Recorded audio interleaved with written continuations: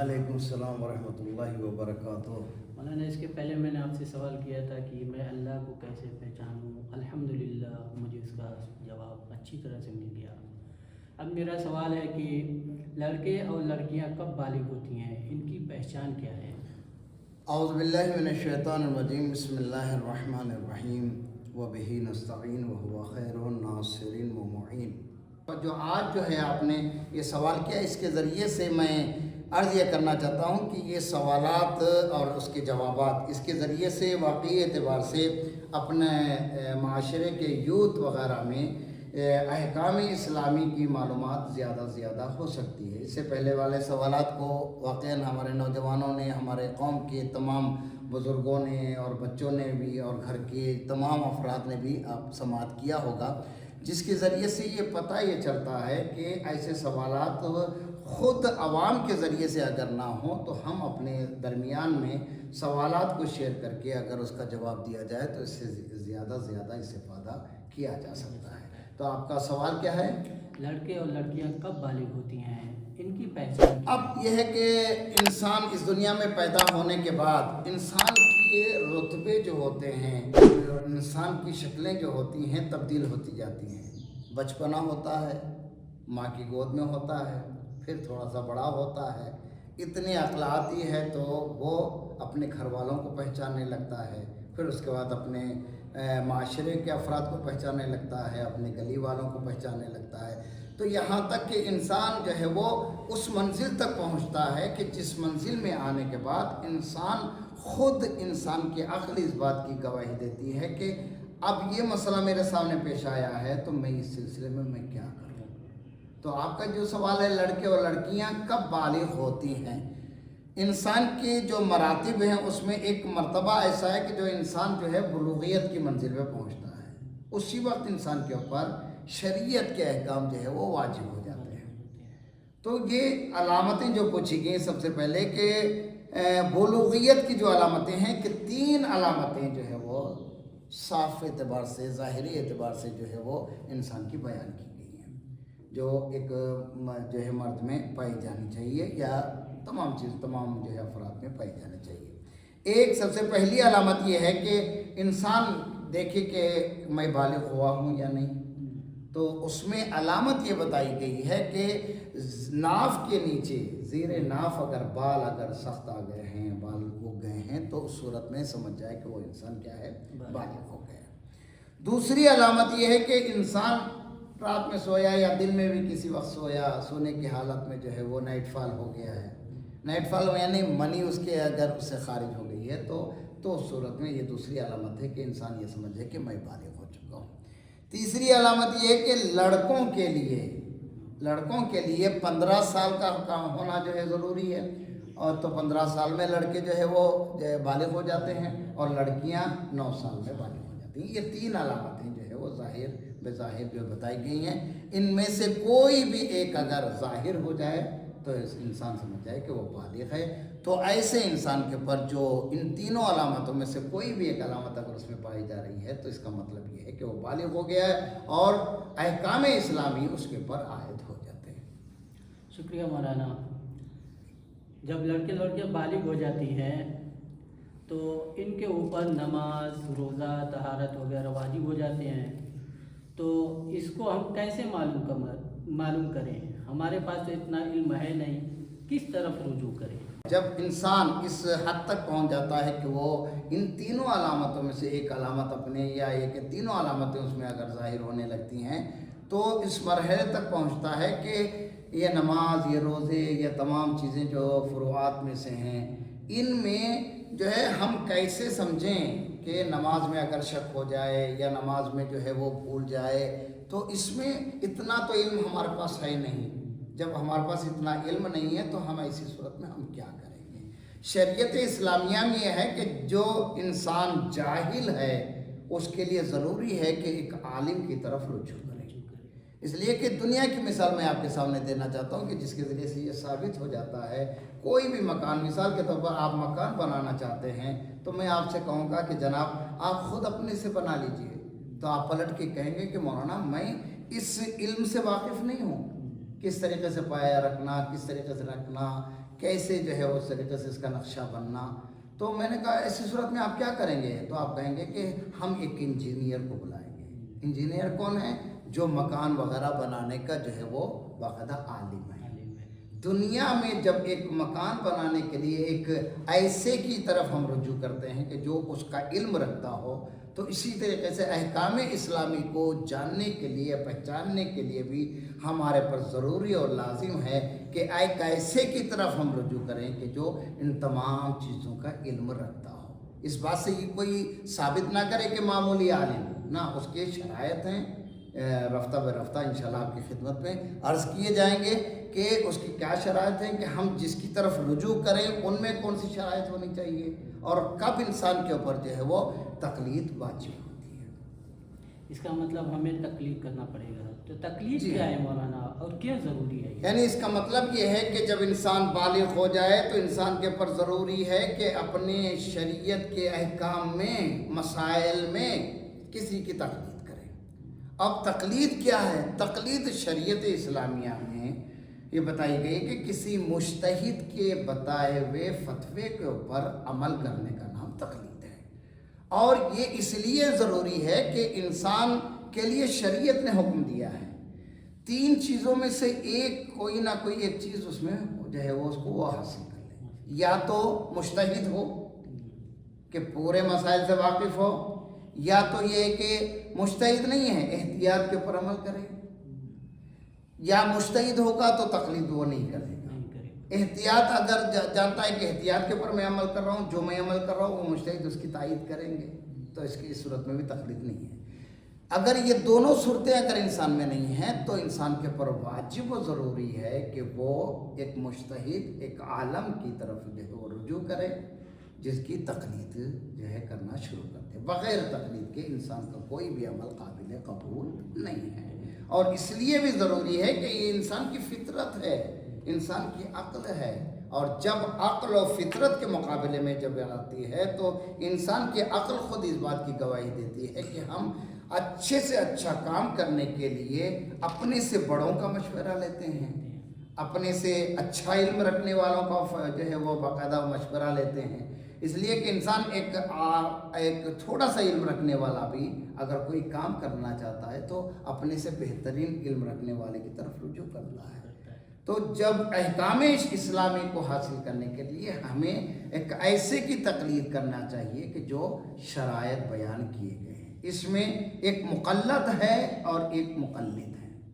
हम मुक़ल्लिदीन हैं, हम मुक़ल्लिदीन यानी तकलीद करने वाले। मुक़ल्लद जिसकी तकलीद की जाए, तो मुक़ल्लद की भी शरायत हैं और मुक़ल्लिद की भी शरायत हैं। वो इंशाल्लाह आगे आगे जो है वो आप लोग नाज़रीन किराम से मैं गुजारिश करता हूँ कि बाकायदा पूरे वीडियो को गौर से सुने और नतीजा बाद में निकालें।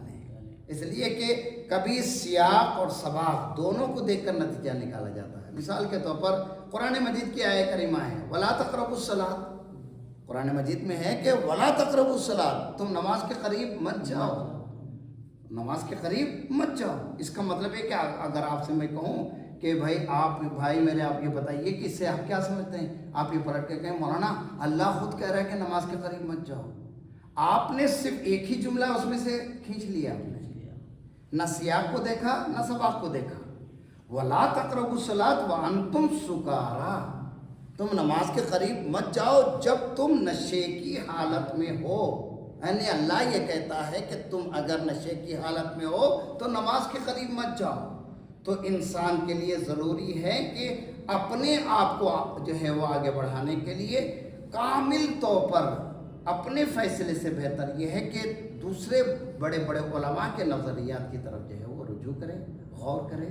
इसीलिए इंसान के लिए ज़रूरी है कि ऐसी हालतों में जब इंसान ना मुज्तहिद हो ना एहतियात के ऊपर अमल कर सकता हो तो तकलीद करना चाहिए। बहुत बहुत शुक्रिया मौलाना। एक आखिरी सवाल मेरा है, बहुत से ऐसे लोग हैं जो तकलीद नहीं जानते और किसी मुज्तहिद की तकलीद भी नहीं करते, ऐसे लोगों के आमाल कैसे हैं? तो इंसान के लिए नहीं, आपने बहुत से बयान आपने और बड़े बड़े उलमा के बयानात में और आपने किताबें भी आपने पढ़ी हैं, उसमें उसके एतबार से इंसान ये सोच सकता है कि ये जितने भी इस्लाम के जो चीज़ें हैं इस्लाम के जो अहकामात हैं और इस्लाम के जो मसाइल हैं दो किस्मों की तरफ जो है वो मुनक़सिम होते हैं। या तो इस्लाम के जो मसाइल हैं या उसूल हैं या फ़ुरू हैं। उसूल यानी दीन की जड़ें जो बच्चों को पढ़ाया जाता है। दीन की जड़ें जो है वो ज़ाहिर पे एतबार से मज़हब के जो असास हैं वो ये हैं 5 हमारे यहाँ बताया जाता है: तौहीद, अदल, नबुव्वत, इमामत, क़यामत। और फ़ुरूआत में से जो बताया जाता है नमाज, रोज़ा, हज, ज़कात, अम्र बिल मारूफ, नही अनिल मुनकर, तवल्ला, तबर्रा, ये तमाम चीज़ें जो है वो फ़ुरूआत में से बताए जाते हैं। इन दोनों मसाइल में अहकाम इस्लामी के जो मसाइल हैं उसूल में और फ़ुरू में, इनमें से उसूल दीन में तक़लीद जायज़ नहीं है। क्यों नहीं जायज़? इसलिए कि इन तमाम चीज़ों को तौहीद, अदल, नबुव्वत, इमामत, क़यामत को ख़ुद इंसान को जो है वो दलील के ज़रिए से हासिल करना है। मिसाल के तौर पर जो है आप, चूँकि मैं यहाँ मौलाना हूँ, मैंने कहा अल्लाह एक है, तो आप ये कहेंगे मौलाना ने कहा चूँकि अल्लाह एक है मैं मान लेता हूँ अल्लाह एक है, ये नहीं माना जाएगा। क्यों? इसलिए कि अगर ये इस सूरत में क्या आप ये कहेंगे कि मौलाना ने कहा मैं मान रहा हूँ, तो ये तक़लीद हो जाएगी, और उसूल दिन में तक़लीद नहीं है। और जब उसूल दिन में तक़लीद नहीं है तो इंसान को अज़रुए दलील जो है वो हासिल करना पड़ेगा। तो नतीजा ये हुआ कि उसूल दिन में तक़लीद जायज़ नहीं है। अब बच्चे वो मसाइल जो फ़ुरूआत में हैं, यानी दीन की शाखें, नमाज, रोज़ा, हज, ज़कात, लेकिन इनमें भी दो चीज़ें हैं फ़ुरूआत में से। एक तो शरई हैसियत और एक के उसके फ़ुरूआत। नमाज के वाजिब होने में तकलीफ नहीं है कि मसलन 2 मुज्तहिद, आप एक मुज्तहिद, मैं एक मुज्तहिद, दूसरे भी मुज्तहिद, मसलन आपने कहा वाजिब, मैंने कहा मुस्तहब, उसने कहा हराम, ऐसे नहीं। कहते हैं कि उसकी शरई हैसियत के ऊपर तकलीफ नहीं है कि नमाज वाजिब है तो नमाज वाजिब ही है, इसमें तकलीफ में फ़लाँ मुज्तहिद ये कह रहा है, फ़लाँ मुज्तहिद ये कह रहा है, ना, उसकी शरई हैसियत में तकलीफ नहीं है। लेकिन उसके फ़ुरूआत में, जुज़इयात में, नमाज में हमें कैसे नमाज़ पढ़ना है, तकबीरतुल एहराम कैसे जो है अंजाम देना है, खुज़ू खुशू जो है वो किसे कहते हैं, तो सबसे पहले तकबीरतुल एहराम के बाद हमें क्या अंजाम देना चाहिए। मिसाल के तौर पर तकबीरतुल एहराम के बाद, नियत के बाद तकबीरतुल एहराम, एहराम तकबीरतुल एहराम के बाद हमने जो है वो क़राअत शुरू की, दोनों सूरतों की क़राअत के बाद हमें क्या करना चाहिए। आया हमें फौरी एतबार से रुकू में चले जाना चाहिए या उससे पहले के कुछ चीज़ें हैं। तो ये तमाम चीज़ें जो है वो एक ऐसे शख्स बता सकता है कि जो आलम तर हो। लिहाजा इंसान के लिए ऐसी हालत में जो है वो आलम मुज्तहिद जो जामिउ शरायत है उसकी तकलीद करना वाजिब है। इतना ये मसला शरीयत का। आपने जो सवाल ये किया है कि बाद लोग जानते हैं तकलीद करना है लेकिन तकलीद नहीं करते, और एक ज़माना जो है उसका उनका गुजर गया। मिसाल के तौर पर 15 साल के बाद जो है वह इंसान के ऊपर जो है तकलीद वाजिब है ना। 15 साल से लेकर 20 साल तक उसने तकलीद नहीं की। जब 20 साल तक उसने तकलीद नहीं की तो ये 5 साल मिसाल गया, उसके बाद उसने जहन में सोचा कि भाई हमें तकलीद करना चाहिए, उसने तकलीद करना शुरू की। ये 5 साल जो बग़ैर तकलीद के वो बुलूगियत के बाद जो गुजरे हैं, इसका क्या है? यही सवाल आपका है। बेहतरीन सवाल है कि जो हमारे नौजवानों के जहनों में आना चाहिए, और इंशाल्लाह अगर खुदा ने तौफीक दी तो आइंदा के जो है वो मौज़ूआत के ऊपर बहस करेंगे कि उसके दलीलें क्या हैं, तकलीद की जो दलीलें हैं, जो मुहिम दलीलें हैं कि जो इमाम ने भी फरमाया, इंशाल्लाह आपके खिदमत में अर्ज़ करूँगा। तो ये 5 साल के दरमियान में उसने जो अमल किया है इसका क्या होगा।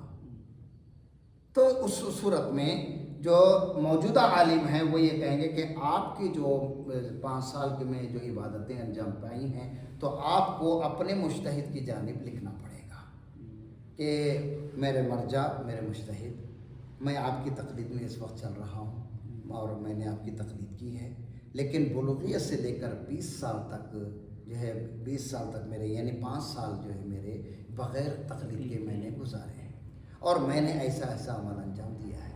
ये जो है हमने लिखा और मैंने भेज दिया।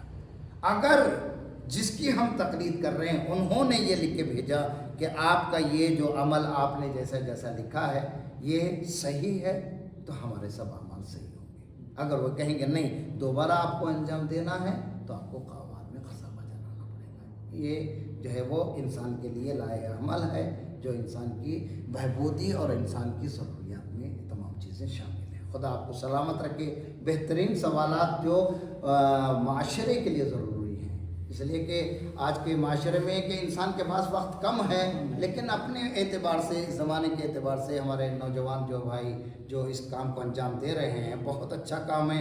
اس کے ذریعے سے انسان گھر میں بیٹھا ہوا ہے، پہنچ نہیں سکتا، پوچھ نہیں سکتا، تو کم سے کم جو ہے وہ ان تمام ویڈیوز کو جو ہے وہ جو مسائل کے سلسلے میں بیان ہو رہے ہیں ڈالے گا، سنے گا، تو کم سے کم 3 سوال یا 4 سوال یا 2 سوال آپ کرتے ہیں تو اس میں ایک سوال تو کم سے کم ذہن میں بیٹھے گا، اس کے اعتبار سے جو ہے وہ اس کے مسائل جو ہے وہ حل ہوتے ہوئے چلے جائیں گے۔ ایک مسئلہ میں آپ کے سامنے بیان کروں کہ انسان کے لیے ضروری اور لازم ہے، جب ہم مجتہد نہیں ہیں، جب ہم احتیاط کے اوپر عمل نہیں کر سکتے ہیں، تو انسان کے اوپر اپنے پیش آنے والے مسائل کو جو ہے وہ جاننا واجب ہے، یعنی مستحب بھی نہیں ہے کہ ہم جو ہے مستحب کا مطلب یہ ہے کہ کریں گے تو ثواب، نہ کریں کوئی عذاب نہیں، نہ، واجب جس کا کرنا ضروری ہے، نہ کرنے کے اوپر اس کے لیے سزا ہے، حرام ہے نہ کرنا۔ تو یہ تمام چیزیں جو ہے وہ انسان کے لیے ضروری اور لازم ہے۔ اور اگر کسی کو کوئی بھی اگر سوال ہو تو آپ کمنٹ باکس میں آپ جو ہے تحریر کیجئے، کھلے دل سے جو ہے وہ جواب دینے کی کوشش کی جائے گی اور سمجھانے کی کوشش کی جائے گی، اس لیے کہ اس تمام ویڈیوز کا مقصد اپنی شہرت نہیں ہے، بلکہ اپنے قوم کے نوجوان، اپنے قوم کے لوگوں کے درمیان میں مسائل کو پیش کرنا ہے۔ السلام علیکم ورحمۃ اللہ وبرکاتہ۔